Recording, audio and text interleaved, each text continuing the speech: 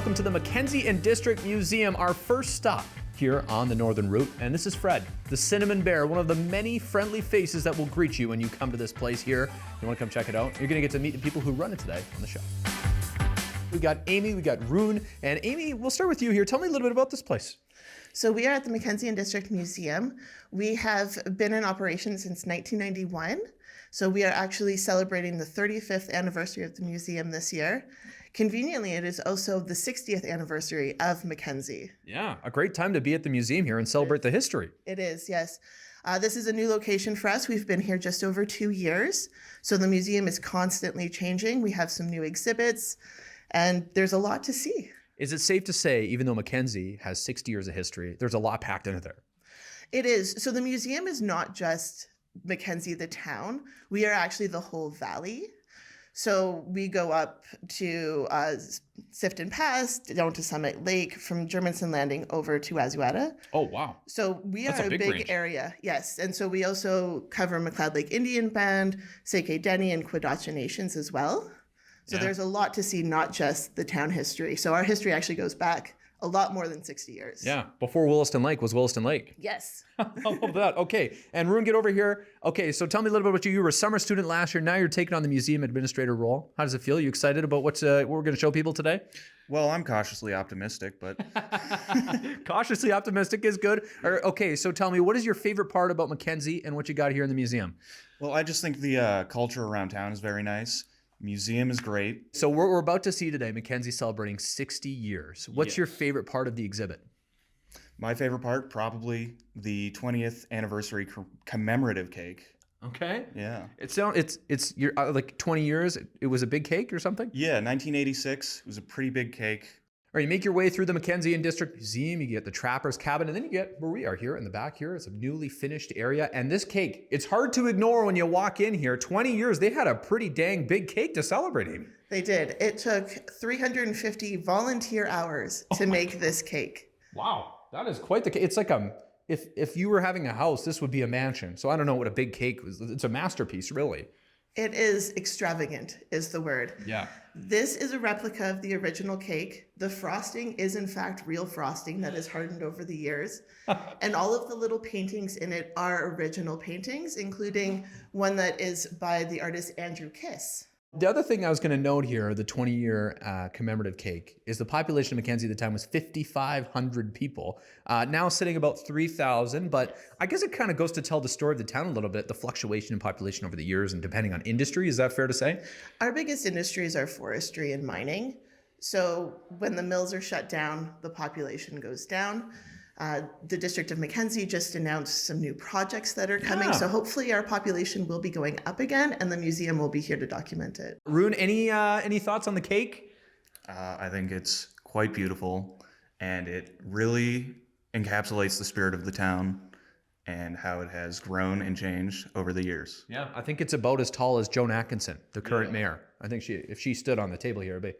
No, I'm kidding. I pick on Joan Atkinson a little bit. But, yeah, anyway. Okay, this machine here, this is pretty cool. The original switchboard, as you can read here. Amy, tell me a little bit about this. This is something good for the kids to play with. The kids love playing with this. So this is the original switchboard from BC Forest Products. We have their flag behind it.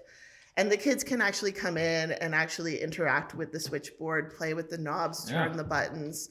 It's pretty indestructible. They really enjoy playing with it. And you can see how few numbers actually existed when Mackenzie was using this.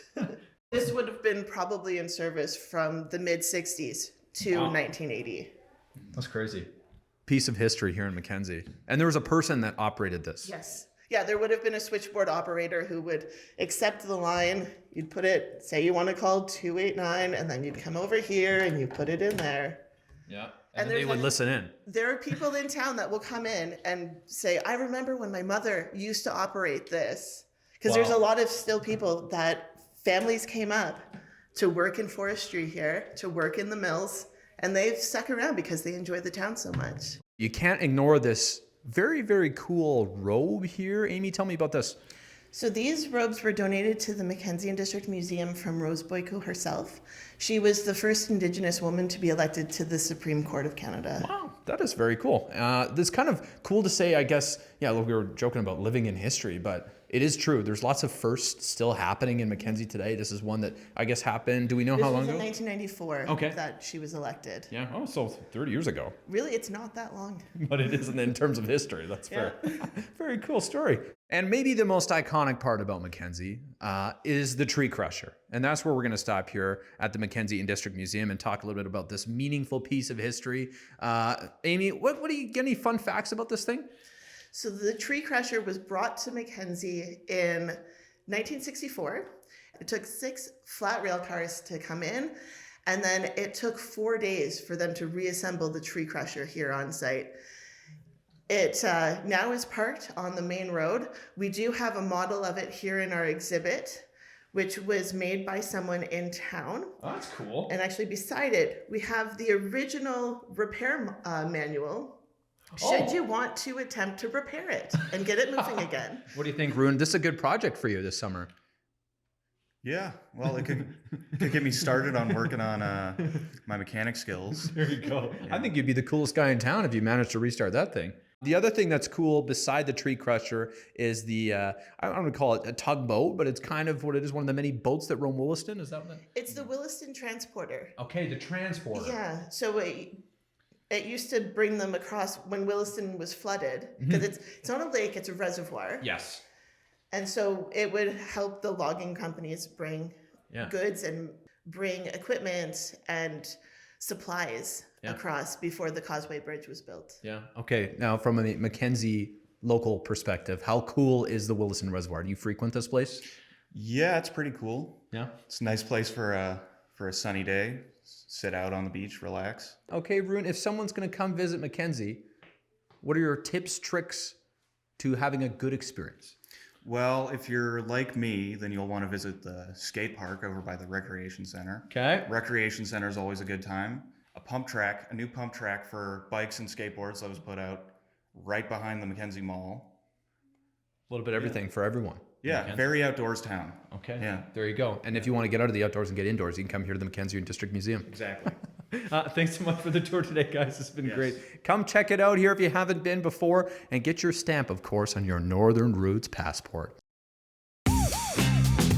Miss an episode? That's okay, life gets busy. We get it. Or maybe you didn't miss anything, but you're here to watch that one feature again because honestly, it was that good. No judgment. Here's the good news. You can relive every moment of the CKPG Today Show whenever you want. Head over to ckpgtoday.ca, click on the Today Show tab, and voila. So grab some snacks, kick back, and binge away because let's face it, life's too short to miss out on great local TV.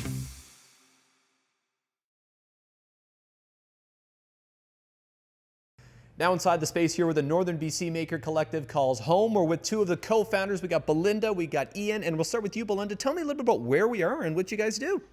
We are in the Maker Station, which is the physical maker space that is being run by the Northern BC Maker Collective.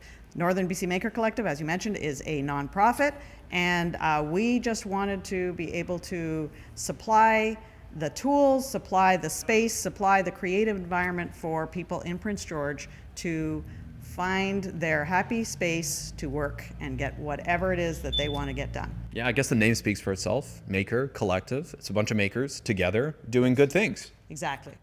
Okay, Ian, and tell me a little bit about how this idea came to fruition here. You're part of the co-founding group.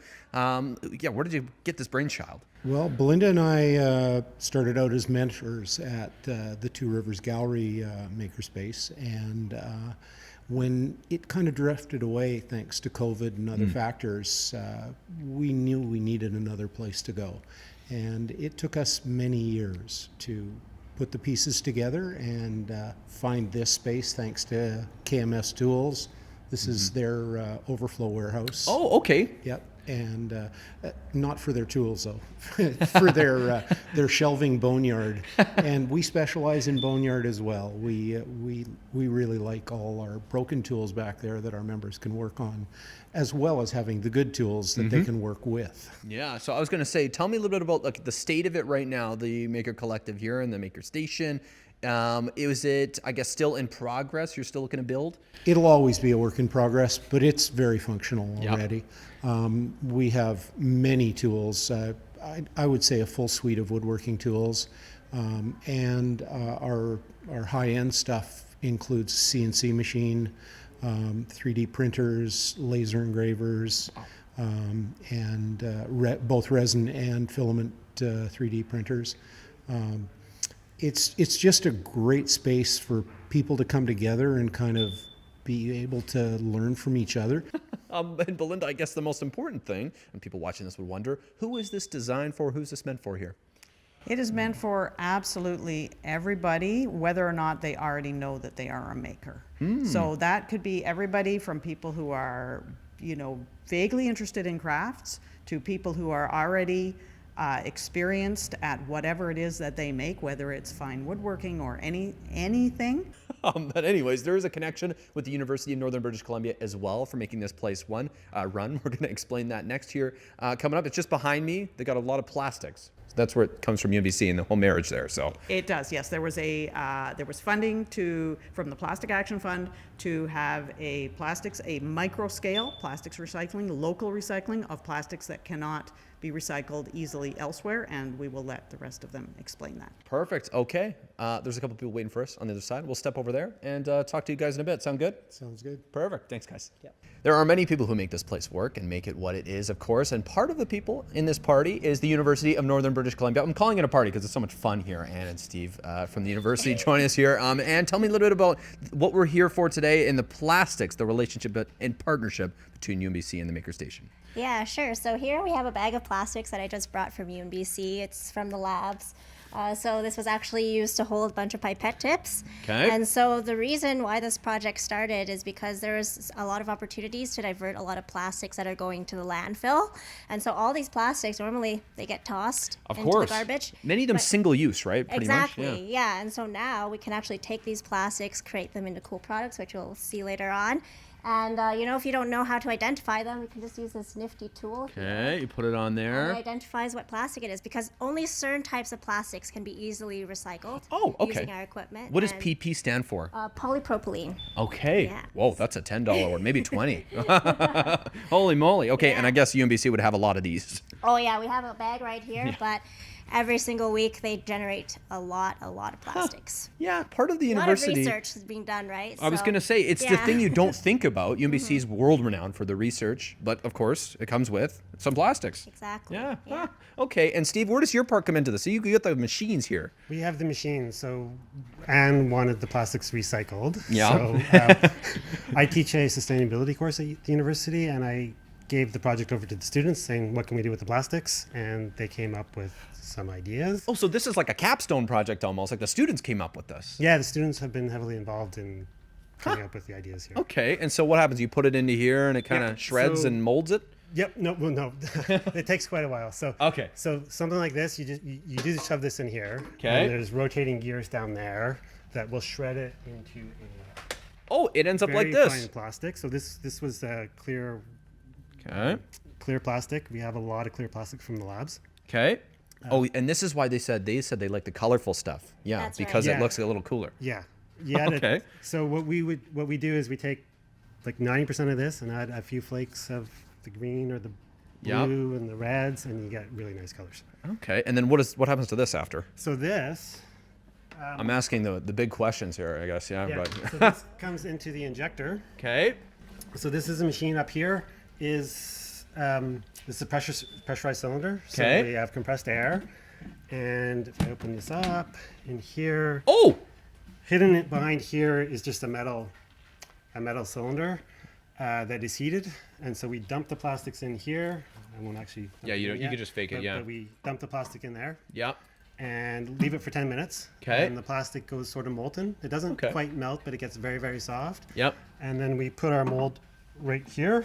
Yeah. Oh, so for whatever you want, whatever Whatever shape. we want, yeah. Okay. So the mold, and I could show you some examples of our molds. And then you push this button and hold it for 10 seconds, and this whole cylinder just goes shoving down this hole and forces the plastic into the mold and holds it there, and then, until the plastic cools. We're going to come back after the break and show you some of the machines that are doing the work here, the CNC, the 3D printers, all these questions you will have answered if you stay with us.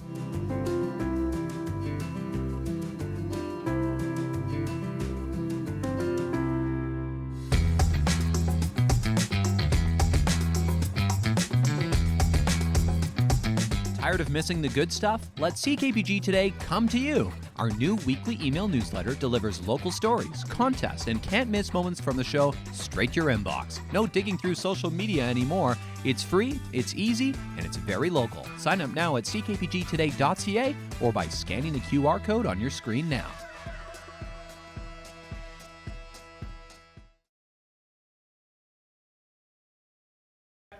Safety first, kids.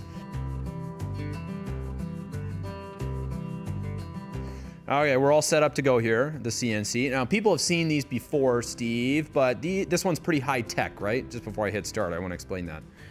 Yes, it's very high tech. Yeah, very high tech. There you go, certified. UMBC said it was high tech. They're not lying.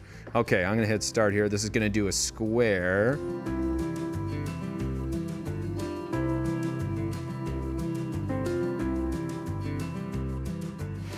And this is like we were saying the fifth thing to be done on this, yeah.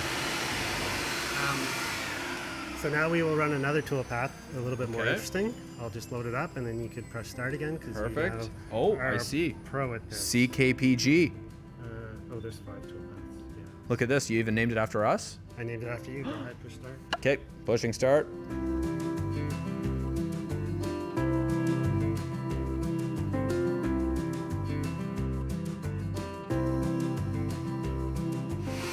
If I'm not mistaken here, Steve, is it writing CKPG?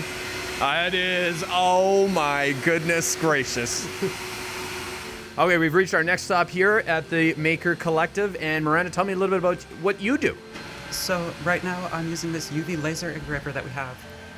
I'm just going to turn it on right now. We're making these Oh, like business cards. little business cards. This is what we're making for all of our members. Okay, so you're making these.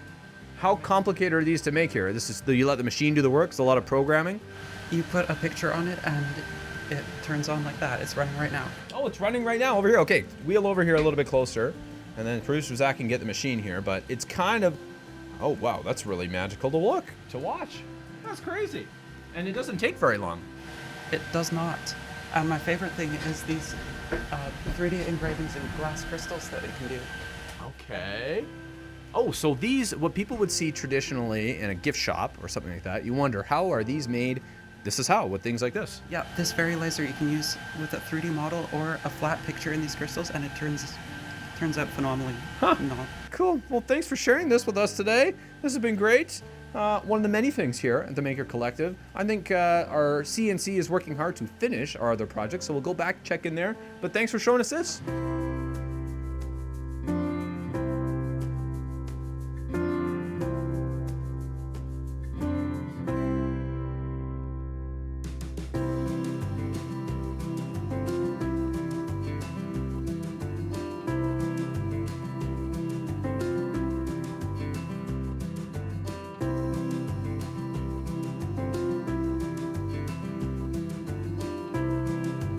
As you can see here, the product is almost finished. Just a couple finishing touches left Ian is going to do for us, but thank you so much for having us. This has been awesome today, Ian and Belinda. There is an event for you coming up to check this out as well. Belinda, tell me about this open house. Open house is this coming Sunday, June 7th. It is from 1 to 4 right here at the Maker Station, 990 First Avenue. Perfect. And we hope to see as many people as possible here to check it out and find out about what's involved in becoming a member. Yeah, there you go. And members always open for new ones, eh, Ian? Absolutely. We'll have quite a number of our members here for the open house and showing off some of their skills and talents. Awesome. Well, look at that. We got some fruits of our labor here today. This has been awesome. Come check out the Maker Collective and the Maker Station here downtown Prince George on First Ave. Thanks so much, Belinda and Ian. Thank you for coming.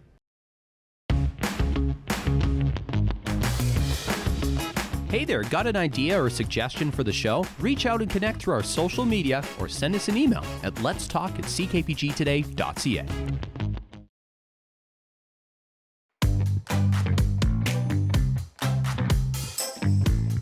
Taking a look outside at our CKPG snapshot of the day from Ellen Wookie, who made the hike up to Kinbasket Lake, just outside of Valemount, of course. It is a hike down to this level for sure, especially when the water's pretty low. So, cool shot here from Ellen Wookie to show the mountains in the back, the natural beauty of British Columbia, and of course, some unnatural beauty, I guess, which is the reservoir, but it's still a very, very nice shot. Thanks for sharing, Ellen. Folks, if you have a snapshot to share, send it our way. Our inbox is open. snapshot@ckpg.com is our email.